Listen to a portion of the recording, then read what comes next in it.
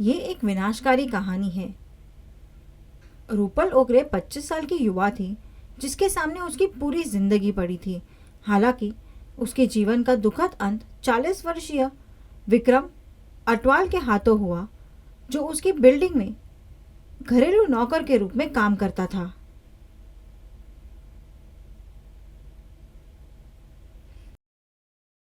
ये है चौंकाने वाली कहानी। 25 वर्षीय रूपल मूल रूप से रायपुर छत्तीसगढ़ की रहने वाली थी और मुंबई के अंधेरी के मरोल में रहने आई थी। वह अपनी बड़ी बहन और एक दोस्त के साथ किराए के मकान में रहती थी। उसे क्यों मार डाला गया, मैं बताता हूँ। रूपल ने आखिरी बार सुबह अपने परिवार से बात की थी, लेकिन दिन के दौरान जब उन्होंने उसे संपर्क करने की कोशिश की तो उनकी कॉल का जवाब नहीं मिला। उन्हें अत्यधिक संदेह हुआ और उन्होंने रूपल के दोस्तों से उसकी जांच करने के लिए कहा। जब वे उसके घर पहुंचे तो उन्होंने दरवाज़ा अंदर से बंद पाया। उन्होंने दरवाज़ा खटखटाया, उसे बुलाया, लेकिन कोई जवाब नहीं आया। जिसके बाद उन्होंने दरवाज़ा तोड़ने के लिए एक सुरक्षा गार्ड की मदद मांगी। उन्होंने बाथरूम में उसका शव मिला, जिसकी गर्दन में कट था। वह खून के ढेर में पड़ी थी। उन्होंने मामले की सूचना स्थानीय पुलिस को दी। तत्काल 8 टीमें गठित की गई। फोटोग्राफर, फॉरेंसिक विशेषज्ञ आदि सभी को जांच के लिए लगाया गया। 3 सितंबर 2023 को रूपल की हत्या कर दी गई थी। कई इंटरव्यू के बाद पुलिस को अटवाल पर संदेह हुआ। उसे 24 घंटे के अंदर उसके घर से गिरफ्तार कर लिया गया। उन्होंने उसे खून से लथपथ शर्ट में पाया। उसके हाथों और चेहरे पर चोट के निशान दिख रहे थे। अटवाल शादीशुदा है और उसकी 2 बेटियां हैं। पूछताछ के दौरान वह दबाव में टूट गया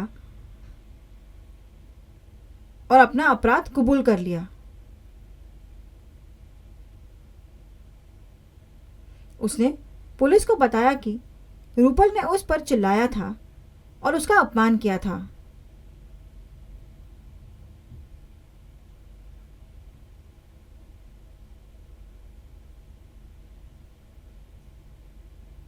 उसने बदला लेने का फैसला किया और सही समय का इंतजार किया। उसने 3 सितंबर को अपनी योजना को अंजाम देने का फैसला किया। अटवाल को पता था कि रूपल घर पर अकेली है। उसकी बहन और सहेली बाहर गई हुई थी। उसका इरादा उसके साथ बलात्कार करने और उसकी हत्या करने का था। अटवाल ने सफाई कार्यों के बहाने घर में प्रवेश किया। वह उसके घर में जबरदस्ती नहीं घुसा था। रूपल के मजबूत प्रतिरोध ने उसे वह करने की अनुमति नहीं दी जो उसने योजना बनाई थी। तब अटवाल ने चाकू दिखाकर उसे धमकाया। उनमें हाथापाई हो गई और वह अपने कमरे की ओर भागने में सफल रही। उसने उसे पकड़ लिया और उसका गला काट दिया। अटवाल उसे खींचकर बाथरूम में ले गया और सारा खून पोंछ लिया। तो ये हुआ था। उसने पुलिस को वह स्थान दिखाया जहां उसने चाकू छुपाया था। ये पीड़िता की इमारत के बाहर एक पेड़ के पीछे था। इसे सबूत के तौर पर इस्तेमाल किया जाएगा। एक स्थानीय अदालत ने उसे 8 सितंबर 2023 तक पुलिस हिरासत में भेज दिया था।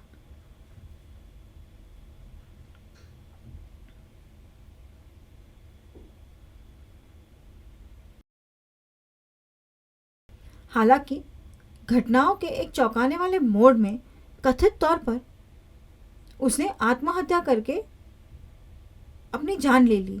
वह वॉशरूम जाने के लिए गया था। हालांकि वह बाहर नहीं आया। पुलिस को आश्चर्य हुआ कि वह क्या कर रहा था। जब वह बाहर नहीं आया तो पुलिस अंदर गई और उसे अंदर लटका हुआ पाया। उसने फांसी लगाने के लिए अपनी ही पैंट का इस्तेमाल किया था।